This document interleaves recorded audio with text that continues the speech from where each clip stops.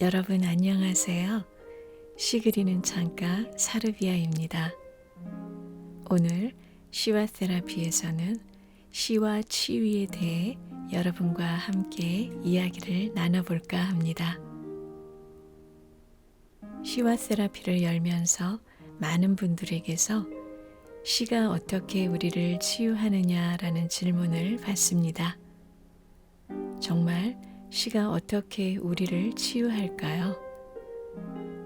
우리를 위로하고 소생시키는 시의 힘은 과연 어디에서 나오는 것일까요?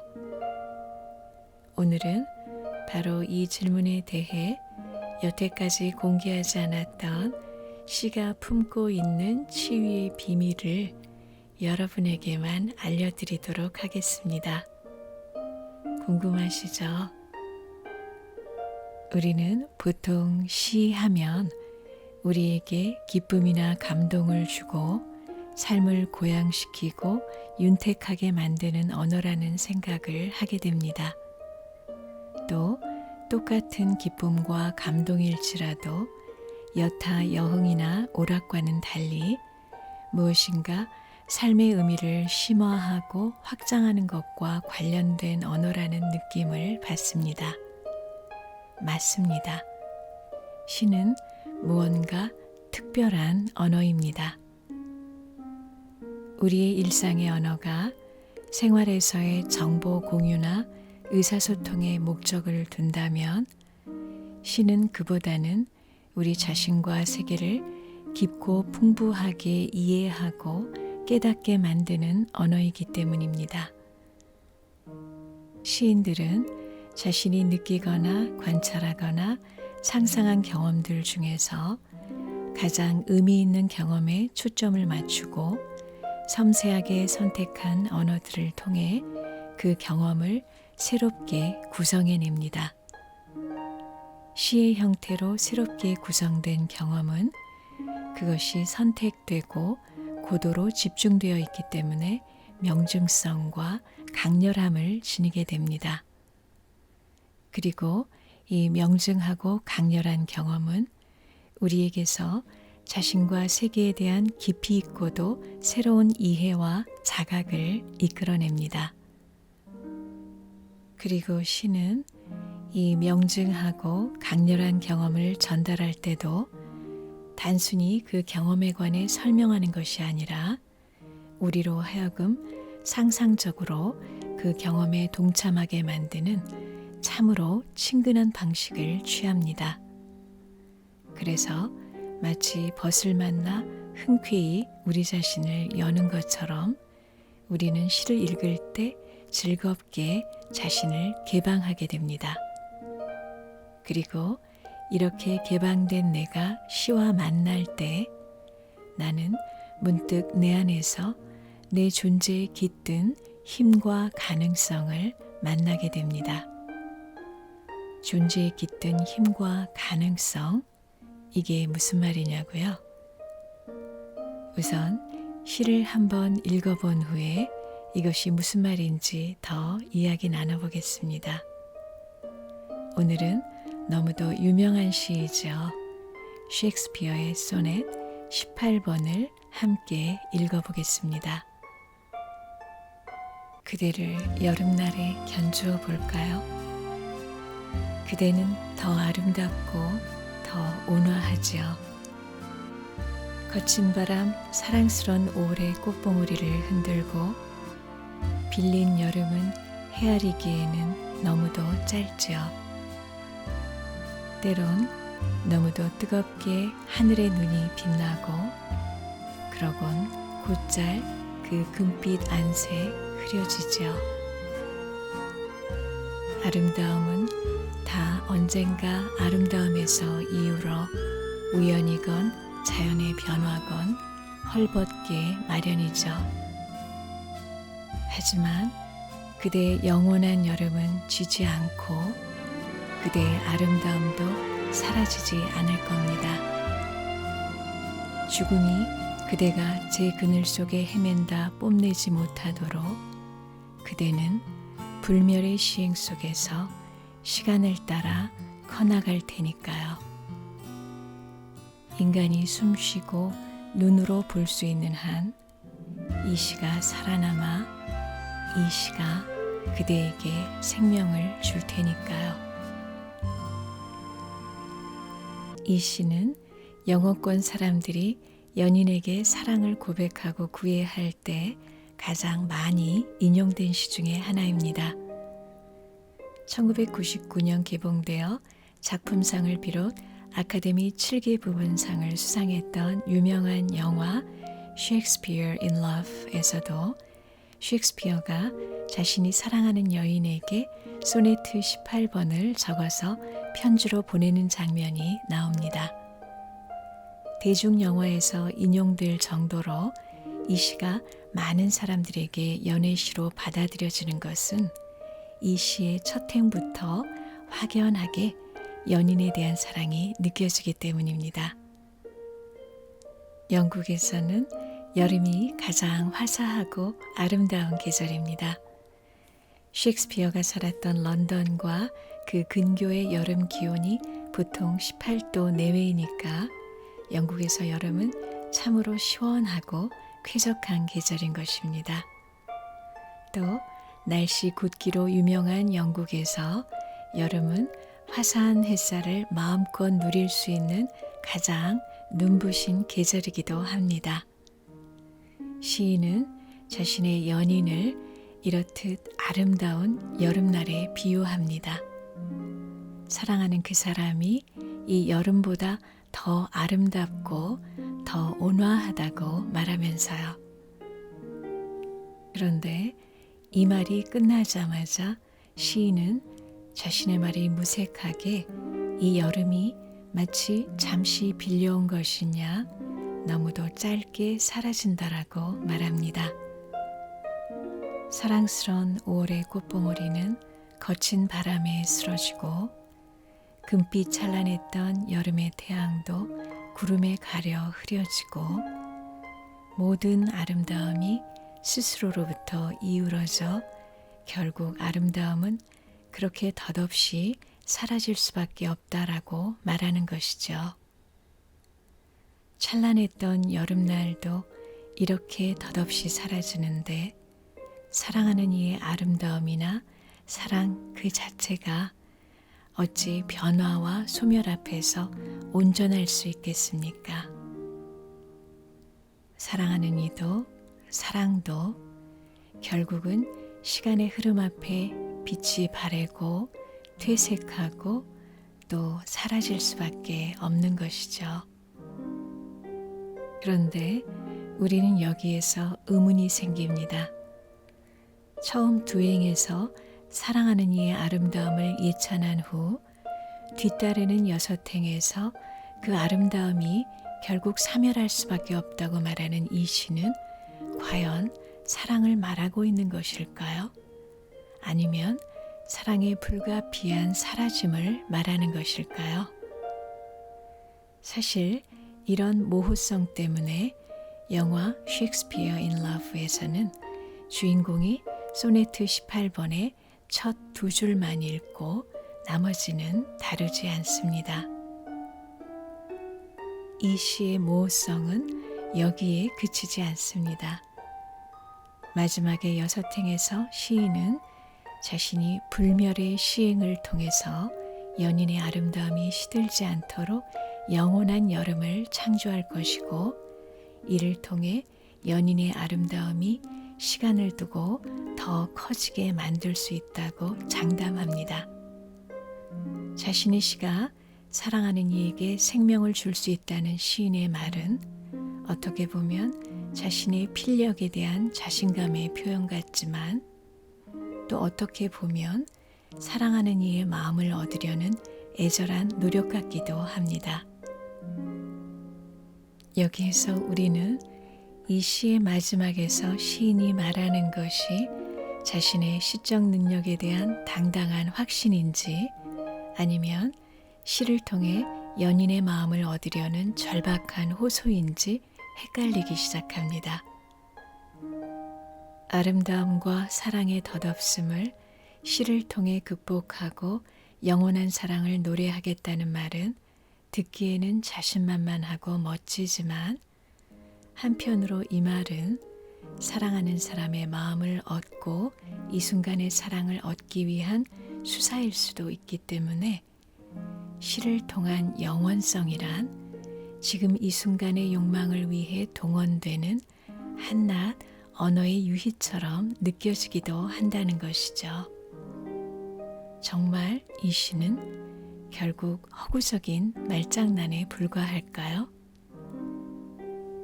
이 시는 이런 모호성과 다양한 해석을 안고 있음에도 사실 그 어떤 것에서도 무게를 두지 않습니다. 아름다움과 사랑이 사라질 때조차 시인은 슬프거나 심각하지 않습니다. 불멸성과 영원성을 말할 때조차 시인의 목소리는 무겁거나 진지하지 않습니다. 사랑이 변한들 어떠하며 예술이 거짓인들 어떠하겠습니까? 시인의 목소리는 경쾌하고 가벼우며 순간과 영원, 아름다움과 무상함, 사랑과 죽음을 넘나들며 이 모두를 산뜻하게 우리에게 제시합니다. 이 시에서는 그 어떠한 입장도 가치도 태도도 다 허용됩니다. 사랑의 유혹도 아름다움의 덧없음도 불멸에 대한 욕망도 영원성에 대한 희구도 사랑 앞에서의 온갖 수사와 허망한 약속들도 어느 것 하나 무시되거나 억압되지 않은 채 이 짧은 시의 공간 안에서 함께 공존하며 멋진 공명을 만들어냅니다. 사실 이 시는 사랑을 갈구하는 연인의 욕망 위에 시간의 무상함, 삶의 덧없음, 영원성에 대한 열망, 시와 예술에 대한 신념같이 다양한 태도와 입장을 교차시키면서 그 어떤 가치도 우위를 차지하지 않도록 절묘한 균형을 성취합니다. 따라서 우리는 이 시 속에서 이러한 가치들에 압도되지 않고 오히려 그 가치들로부터 자유로워지는 느낌을 받게 됩니다. 동시에 이 다양한 가치들을 선택하고 누릴 수 있는 가능성이 바로 나에게 있다라는 것을 깨닫게 되고 문득 내 존재에 깃든 힘과 가능성을 경험하게 되는 것입니다. 이것이 바로 시가 우리에게 가져오는 치유의 비밀입니다. 시가 창조한 세계 속에서 지금 나의 존재가 편안하게 열리고 나에게 제시된 의미들을 자유롭게 취하면서 새로운 내 존재의 힘과 가능성을 맛보는 것에서 치유가 시작되는 것입니다. 어떤 사람들은 뚜렷한 교훈이나 선명한 주제도 없는 이 사랑의 시가 어떤 면에서 치유적인지 의아해할 수도 있습니다. 그런데 사실은 이 시가 뚜렷한 교훈이나 명확한 주제로 못 박을 수 없기에 치유의 힘을 가질 수 있는 것입니다. 시를 통해 열린 새로운 경험 세계 속으로 어떠한 강제도 없이 우리 스스로 걸어 들어가 자유롭게 의미를 취하고 내 존재의 힘과 가능성을 맛보는 이 효과야말로 시가 가진 치유의 비법인 것입니다. 어떤 사람들은 시에서 아름다움을 찾으려고 합니다. 또 어떤 사람들은 시에서 멋진 교훈을 기대하기도 합니다. 그러나 넓고도 넓은 시의 세계 속에는 아름답기는커녕 추하거나 고통스러운 내용들도 많이 있습니다. 또 교훈은커녕 기존에 내가 믿었던 신념이나 가치를 오히려 송두리째 무너뜨리는 시들도 많이 있습니다. 그래서 만약 누가 저에게 시에서 무엇을 기대하냐고 묻는다면 저는 아름다움이나 도덕보다는 내 존재의 힘과 가능성을 맛보게 해주는 바로 그 경험을 원한다고 대답할 것 같습니다. 그리고 더 나아가서 그 경험이 가져오는 치유적 효과를 기대한다고 그렇게 대답할 것 같습니다. 시의 놀라운 치유적 효과는 내 존재의 힘과 가능성을 맛보는 그 경험을 원천의 순간, 바로 지금 이 순간에 이뤄낸다는 것에 있습니다. 이 시의 하이라이트인 맨 마지막 시행을 다시 볼까요? 인간이 숨쉬고 눈으로 볼 수 있는 한 이 시가 살아남아 이 시가 그대에게 생명을 줄 테니까요. 영어로도 읽어볼게요.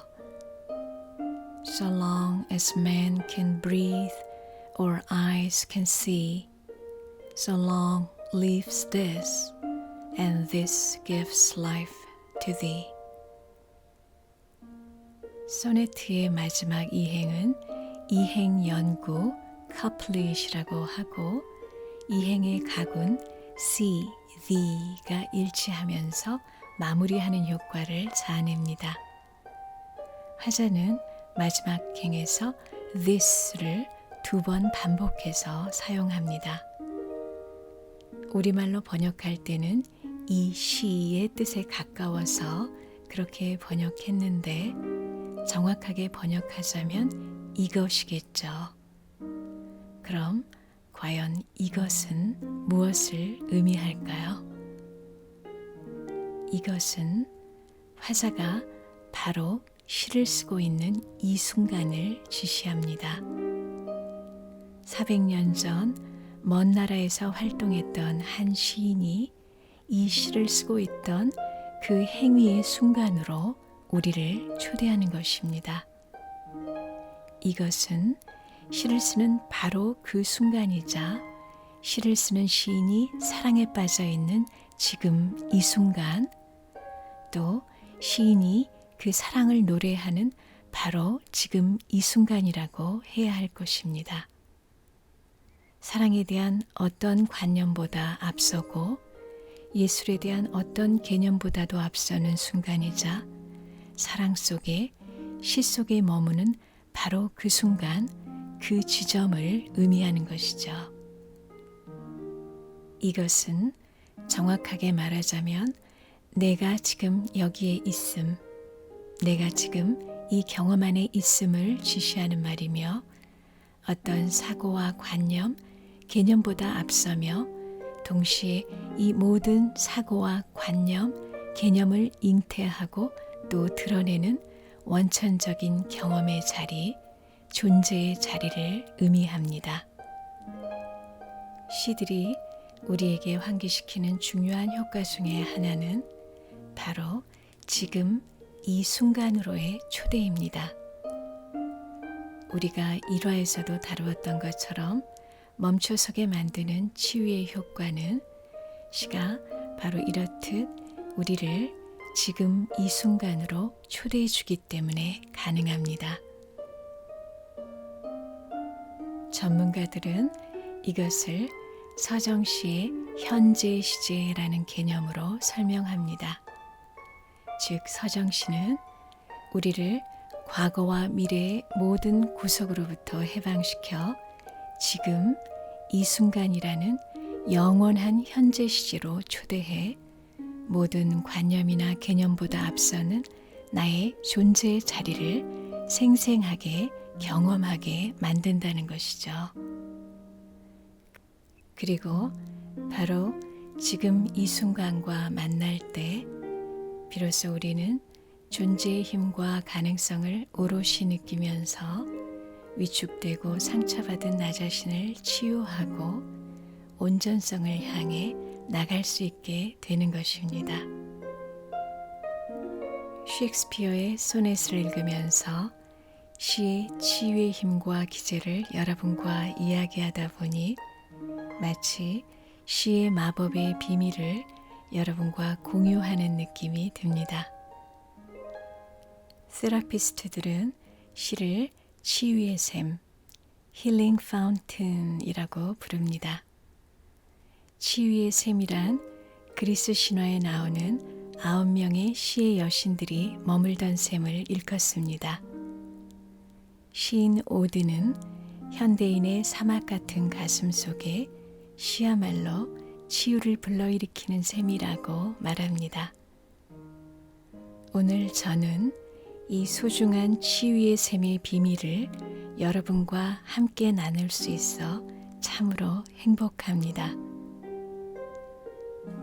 여러분도 삶 속에서 시를 통해 치유의 샘을 마련하면서 자신의 삶을 더 깊고 풍요롭게 가꾸어 나가시기를 바라겠습니다. 다음 시간까지 안녕히 계세요.